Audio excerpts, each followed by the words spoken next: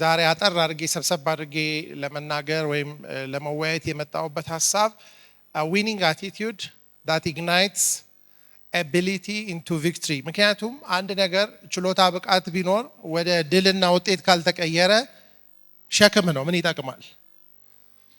ሁሉ ጊዜ ስለ አቅምና ስለ ብቃት ስናነሳ አቅም ያላቸው ብዙ ሰዎች ነህሰርሊ ወደ ውጤትና ወደ ድል አይለወጥም።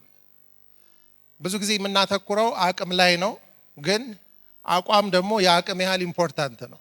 ሰው የት እንዲሄድ የሚወስነው አቅሙ ብቻ አይደለም፣ አቋሙም ነው።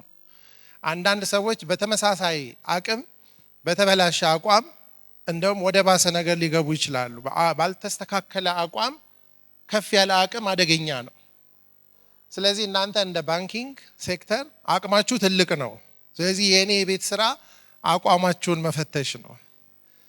እርግጠኛም ሆነው ባላችሁ አቅም አቋማችሁ ከዛ ጋራ ከተገጣጠመ የምታመጡት ቪክትሪ ወይንም ደግሞ ውጤት ድል በጣም ትልቅ ሊሆን ይችላል የሚል እምነት አለኝ።